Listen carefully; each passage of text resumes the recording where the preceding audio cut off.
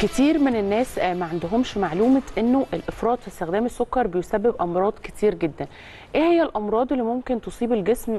على سبيل المثال مثلا عندنا امراض المفاصل، السرطان، امراض القلب، امراض الكبد، الفشل الكلوي والسمنة.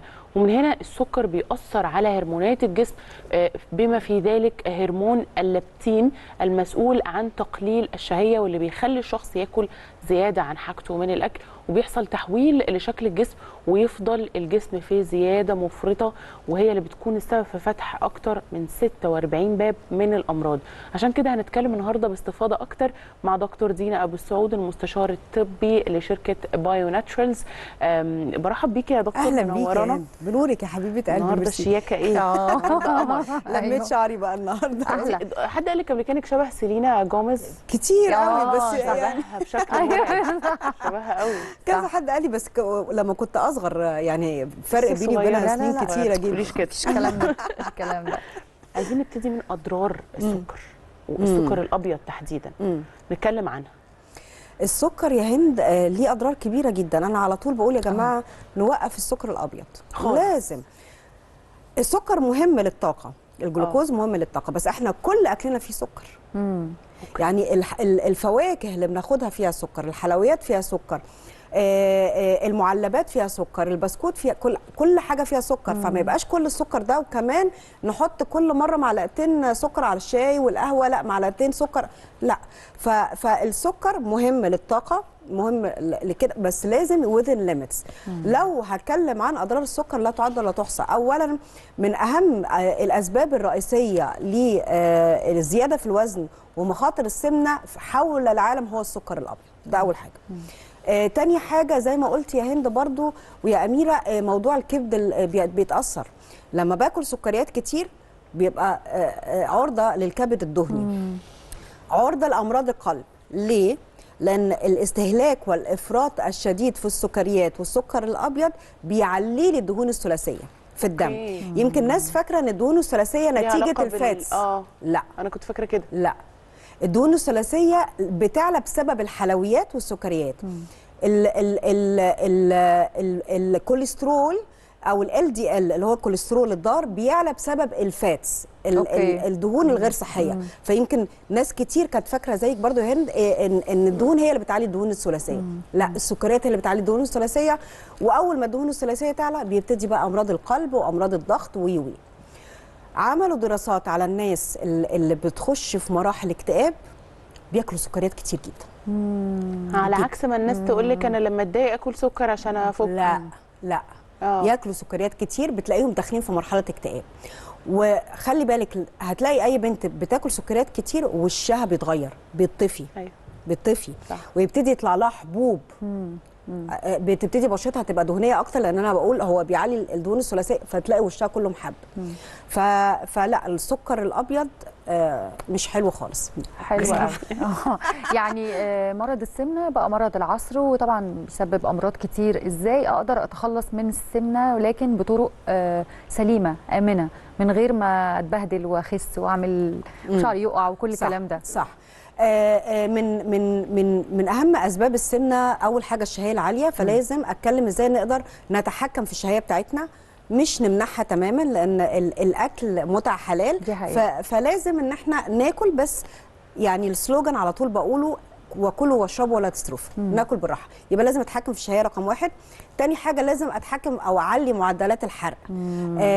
فهعمل ايه في القصه دي؟ شركه بايو ناتشرال انتجت وطرحت كورس رائع اسمه كورس بيستا، من اهم الكورسات اللي طرحت في عالم التخسيس، ومن اقواهم. لان كورس بيستا اولا ما بيشتغلش على السنترال نيرفس سيستم، ما بيشتغلش على المخ. فما ينفعش ان انا ابقى عايزه اخس والاقي نفسي طول الوقت اخد منتجات تعصبني، تدخلني في مرحله جفاف، ما نامش. لا، الكورس اللي انا شايفاه على الشاشه دلوقتي هو كورس مكوناته طبيعيه، اعشاب، الياف، قهوه خضراء، فيتامين د. ده هيطلع هديه من الشركه، هتكلم عليه قد ايه مهم. هتكلم على اول منتج عندي في الكورس اللي هو بيستا. بيستا من احسن المنتجات لانقاص الوزن، لان بيستا اولا مرخص من وزاره الصحه المصريه، ودي حاجه مهمه جدا طبعا. ان احنا ناخد حاجات مرخصه من الجهات المختصه. تاني حاجه هو عباره عن الياف. انا بقول على طول عايزه اخس لازم اخد الياف، لان الالياف هي اللي بتشبعني وهي اللي بتاخد حيز في المعده. فانا هستخدم بيستا ازاي؟ بحطه على كوبايه ميه كبيره، هو كيس وطعمه تفاح، فمش محتاجه ان انا ولا احط سكر ولا اي حاجه. لو عايزه احطه على لبن يبقى لبن خالي الدسم اكيد. فبدوبه كويس قوي واشربه قبل الوجبات الرئيسيه بنص ساعه، 2 ساشت في اليوم. لو انا متعوده اكل كتير قوي بالليل هيبقى ساشت بالليل قبل العشاء، على الغداء ساشت قبل الغداء بنص ساعه. ده هيعمل ايه؟ الالياف اللي داخل بيستا من قشور السيليا، من القمح، من الشوفان، بتعمل حيز في المعده. فبدل ما انا اجي باكل كل الحاجات دي، مهمه قوي طبعا الاسينشال نيوترينتس. يعني على طول بقول، هتكلم على بيستا طبعا دلوقتي، بس على طول بقول مفيش دايت يا جماعه، كل دايت مختلف عن التاني. ده مهم جدا. الدايت اللي يحرمني من الثلاثه اسينشال نيوترينتس، الثلاثه الماكرو اللي هم الكبار الجسم بيحتاجهم بكميات، لو في دايت حرمني منهم ما عملوش. من اهمهم اول حاجه البروتين، النشويات، والدهون الصحيه. مهمه قوي يوميا. هي الفكره في الكميات. ده الناس تقول لك لا انا همنع دهون خالص ولا همنع كارب خالص. همنع دهون خالص هيحصل لخبطه في الهرمونات رهيبه. امنع الدهون المتحوله الترانس فاتس، امنع الدهون اللي هي البانيهات، اقللها، المقالي، السكريات بتتقلب دهون ده. لكن الدهون الصحيه ما ينفعش امنعها. جسمي محتاج دهون صحيه. هي الفكره في الكميه. الدهون الصحيه مهمه لتكوين الهرمونات، مهمه لضبط حراره الجسم. الدهون الصحيه ممكن اقول كمان مهمه جدا جدا للمخ وحاجات وكل اعضائي، لكن الكميات تبقى بسيطه زي زيت الزيتون، الافوكاتو، الدهون الصحيه والمكسرات، وامتصاص كمان بعض الفيتامينات. برافو عليكي يا هند، اللي هي الديكا. ايوه صح. الدي والاي والكي من غير دهون صحيه ما اقدرش، الفيتامينات دي لن تمتص. ارجع لبيستا. بيستا عباره عن الالياف، الكروميوم. الكروميوم مهم لضبط مستوى السكر في الدم وضبط مستوى الكوليسترول، ومعانا فيتامين سي.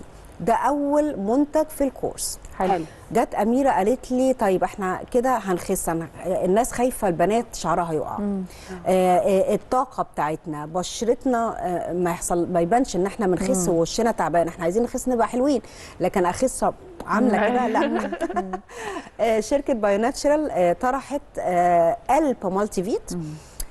في معظم الفيتامينات، طبعا ما فيش حاجه اسمها كل الفيتامينات، في معظم الفيتامينات المهمه جدا للاستهلاك اليومي، ومهمه لحاجات كتيره جدا. مهمه قوي لمناعتي، مهمه وانا خست تفضل مناعتي كويسه. من اهم الفيتامينات المسؤوله عن المناعه داخل البا مالتي فيت. طبعا انا شايفه على الشاشه الكومباينيشن الرائع بين بيستا والبا مالتي فيت. وبقول طبعا اكيد للساده المشاهدين ان شركه بايو ناتشرال هي الوكيل الحصري لكورس بيستا. بنقدر نتكلم عن طريق الارقام اللي ظاهره على الشاشه طبعا. عندنا فريق طبي بيتواصل مع مريض السمنه او مريضه السمنه. حد يقول لي لا هو السمنه مش مرض، في ناس يقول لك لا ليه يا دينا بتقولي مريض السمنه؟ لا، هو السمنه مرض طبعا صح. وبيسمى في الطب دلوقتي ان السمنه مرض الامراض، ابو الامراض كلها طبعا. فمحدش يقول ان السمنه مش مرض، لا مرض. لطلب الكورس هنتكلم عن طريق الارقام اللي ظاهره على الشاشه. الاخصائيين الغذائيين او الدكاتره بيتابعوا الحاله كل اسبوع فور فري طبعا. وعندنا اكيد كمان صفحه على الفيسبوك اسمها بايو بيستا، بنقدر نستفسر عن المنتجات او حتى نطلب الكورس. مع الكورس زي ما انا قلت طبعا هي دي الصفحه بتاعتنا. مع الكورس زي ما دي انستجرام، دي فيسبوك، دي فيسبوك بالظبط. مع الكورس البا مالتي في طبعا انا قلت في فيتامين سي، في زنك، في كل عائله فيتامين ب كلها. وداخله كمان الكالسيوم. الكالسيوم مهم قوي، احنا كستات لازم كل يوم ناكل حاجات فيها كالسيوم. اوكي اكتر من الرجاله طبعا. نسبه الستات اكتر. لازم ناكل حاجات فيها كالسيوم. البيض بقى واللبن والحاجات الجبن اللي مش من اصل النباتي، اللي مش من اصل نباتي. جبنه القريش يعني مثلا. ما القريش رائعه رائعه، فيها بروتين كتير، بروتين. انا بالظبط. الجبنه اللي من اصل نباتي الناس بتفتكر ان ايه، الله دي اصل نباتي دي صحيه. لا فعلا لا بتبقى جبنه مهدرجه اصلا، بيبقى فيها زيوت مش صحيه. وقياسا على ده الدهون اللي هي مثلا زي الزبده النباتي او الزيت اي حاجه النباتي بالاصل نباتي لا احبذها. مش لذيذ. نخش على البلدي على عارف طول. بقى هو ده السمنة البلدي. السمنه البلد، السمنه الفلاحي احسن كتير كتير فعلا. كتير. وكمان مع الكورس هيطلع. احنا معانا بس فيديو يا دكتور. اوكي نروح ونرجع نشوف. نكمل. احكي لنا قصتك مع بيستا وازاي ساعدك تخسي. أنا اسمي آية عاطف رجب، عمري 26 سنة، كنت 85 وبقيت 65. الموضوع كان صعب معايا جدا في الحركة، كنت مش بقدر أمشي، رجلي كان الوزن تقيل عليها، ما كنتش بعرف أخد نفسي كويس، اللبس كان صعب جدا، ما كنتش بعرف ألبس في سني خالص، كنت حاسة إن أنا بلبس لبس ماما يعني. الموضوع كان صعب قوي في اللبس. كنت بستخدم بيستا قبل الأكل بنص ساعة، 3 وجبات في اليوم، قبلها كنت بشرب الكوباية. لا طعمه ما كانش فيه أي مشكلة خالص، بالعكس هو طعم التفاح، فكان لذيذ يعني. ما كانش عندي أي حرمان من الأكل، كنت باكل عادي كل حاجة، بس هو أصلا كان بيسد الشهية، كنت باكل أي حاجة بس قليل يعني، وجبات قليلة. مبسوطة جدا، الحركة بتاعتي بقت خفيفة، بقيت قادرة إن أنا أمشي براحتي، بقيت ألبس اللبس اللي أنا عايزاه. بنصح أي حد عايز يخس في وقت قصير وبشكل صحي إن هو يستخدم بيستا.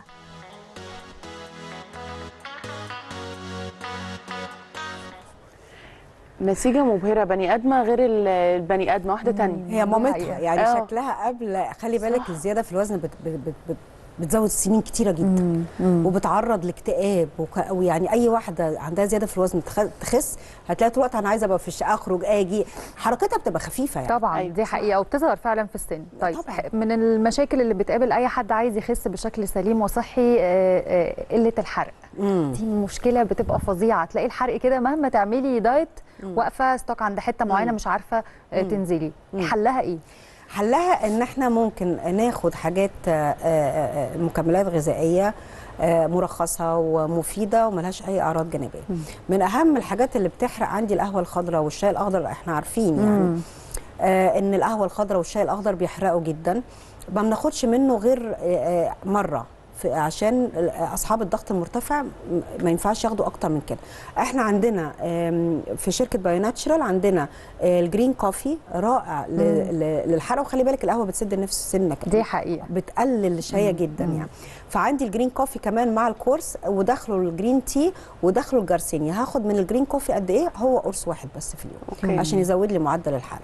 وكمان هيطلع مع الكورس هديه كويسه قوي بتزود معدل الحرق، الناس مش عارفه الموضوع ده. فيتامين د، مايسترو الجسم الفيتامين د ده فيتامين الشمس. فيتامين د من اهم الفيتامينات على وجه الارض. واحنا في مصر ما بنتعرضش للشمس كتير وبنخاف، لا بشرتي هتحرق. مش انا مش انا ومش انا احنا بنعمل كده في الجنة. بجد مهم يعني، بس بتعملي كده بس حاطه سان سكرين ان شاء الله حاول نحط السان بلوك عشان نعمل كده بالظبط. كل احنا يمكن معظمنا كستات عندنا مشكله في قصه فيتامين د، بنكسل نروح نعمل التحاليل. مظبوط. نيجي لا نعمل تحاليل نلاقي اقل. انا يعني يمكن انا من 5 سنين كنت فيتامين د عندي كان 6. لا 6 ده قليل جدا. تخيلي يعني اللي هو باب النجار مخلع يعني، اللي هو انا اللي بتكلم على وقت الاقيه 6 عندي. كنت حاسه بايه بقى؟ كنت حاسه مود سوينجز، مش مبسوطه خالص. شعري ده كله كان بيقع، تعبانه، وحللت الدم وحللت كسوله، كسلانه جدا، مش قادره اعمل حاجه. لا وفي حاجه مهمه برضو انا عرفتها برضو من حضرتك الحلقه اللي فاتت، ان لما ما بنخسش دي جديده دي، ان الواحد لما بيخسش ما بيعرفش ينام كويس، صح. بيبقى عنده نقص فيتامين دي. من 6 7 سنين كنت يعني اضخم من كده كتير والله. يعني تخيلي انا على طول ليه بتكلم على السكر يا هند؟ لان انا ما كانش عندي مونيتور للسكر، كنت باكل اي حاجه براحتي. اوكي. جاي كومبليكيشنز رهيبه من نقص فيتامين د، من مستوى السكر عندي عالي في الدم، وحاجات كانت رهيبه. لما غيرت اللايف ستايل بتاعتي حياتي كلها اتغيرت طبعا كلها. فعلى طول بقول عايزين نهتم بصحتنا، وبقول هيلث از ويلث، الصحه هي الثروه مش في الفلوس بالظبط. لا، الثروه هي الصحه، هي دي الثروه الحقيقيه. لما غيرت اللايف ستايل بتاع حياتي كلها اتبدلت الحقيقه. طبعا. فيتامين د بيطلع هديه من شركه بايو ناتشرال. هناخده ازاي؟ لما قلت يا اميره ان احنا ناخده مع دهون صحيه. اي اكله باقي بناكل سلطه معلقه زيت زيتون، خلاص انا كده في دهون صحيه فباخد فيتامين د معاها. اوكي حلو قوي. احنا عندنا شويه اسئله من السوشيال ميديا، شويه مشاكل. خلينا نبتدي مثلا بهاله، بتقول ان هي عندها 33 سنه، وزنها 130 كيلو، عندها سكر وضغط، وللاسف ما خلفتش بسبب زياده وزنها، ومش عارفه تعمل دايت ولا قادره تروح لدكتور تخسيس. موضوع السمنه مسبب ليا اكتئاب، عايزه انزل 80 كيلو. ده رقم كبير قوي. رقم كبير جدا جدا جدا. بقول لها ما تكتئبش. يعني انا كنت تخينه جدا وخسيت ومفيش اي مشكله، وطول ما في حياه لازم نتقدم، يعني مفيش اي مشكله، مفيش اكتئاب. عندك سكر، يبقى رقم واحد روشته الدكتور، ومعاها لازم تخسي، ما فيش هزار مع السكر. لازم اخس. بطمنها ان شركه بايو ناتشرال مقدمه لها كورس امن هيبقى ليها جدا. هتاخد من بيستا 2 ساشت في اليوم، هتاخد من البا مالتي فيت قرص واحد بعد الفطار مش بالليل. المغنيسيوم بس اللي بتاخد بالليل لو هي بتاخد مغنيسيوم، عشان بيعمل مصر ريلاكسنت. وهتاخد من جرين كوفي هو قرص واحد عشان عندها ضغط ما يعلاش عليها، فهو قرص واحد بس. وهتاخد فيتامين د هيبقى مهم جدا ليها، ويا ريت تحلل الفيتامين د كمان مهم. هتاخد منه قرص مع الوجبه اللي فيها دهون صحيه. هتتكلمي عن طريق الارقام الظاهره على الشاشه، هتلاقي فريق طبي بيتابع معها الحاله كل اسبوع، وهتلاقي نفسها بتخس. وبعد ما تخس شويه مش هقولها من دلوقتي تنزل تعمل رياضه، انا كده بقضي عليها. هتخس مع بيستا بالظبط، هتخس مع بيستا كام كيلو حلوين كده، وهي بتكمل في بيستا لازم المشي على الاقل عشان تظبط مستوى السكر في الدم، وتظبط مستوى الكوليسترول في الدم، وتظبط الحاله النفسيه. خلي بالك المشي بيعلي لي الاندورفينز وبيعلي لي هرمون السعاده يعني. دي حقيقه، دي حقيقه. الرجاله برضو ليهم نصيب معانا، عايزين يخسوا. معانا محمد علي، سني 41 سنه، بعاني من سمنه مفرطه، وزني 134 كيلو، عايز انزل في الوزن لاني بعاني من مشاكل في القلب بسبب السمنه. طبعا القلب بيتاثر جدا.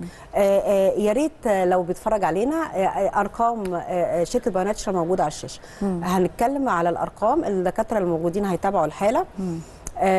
وزي ما انا قلت خلي بالك كمان، هو الدكاتره ليه مهمين؟ عشان لازم لما بيجي مريض السمنه لازم الدكتور حاجه اسمها وي هاف تو اسك، لازم نعرف اللايف ستايل ازاي. هل انت بتاكل بالليل اكتر بتاكل عشان نعرف ندي كورس صح؟ هل انت طبيعه شغلتك ايه؟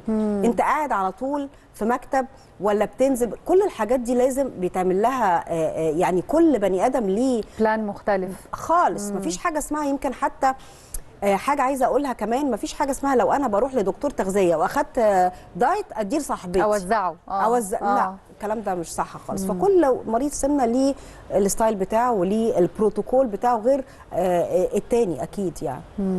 مظبوط يا دكتور. يعني والله احنا بنستفيد منك جدا، يعني بجد احنا بنستنى فقره استشاره طبيه دي بس علشان ناخد شويه تيبس كده نطبقها والجمهور كمان يطبقها. احنا بنشكرك جدا جدا يا دكتور، ومنورانا دايما في الحلقات اللي جايه ان شاء الله. بنشكرك، منورانا. بنشكركم جدا مشاهدينا، ويا رب تكونوا استفدتوا زي ما احنا استفدنا. وخلي بالكم من صحتكم زي ما الدكتور بتقول لكم، السمنه حاجه مش كويسه خالص. كل واحد يخاف على صحته ويهتم بوزنه. استنونا بكره في حلقه جديده ان شاء الله، فقرات جديده. باي.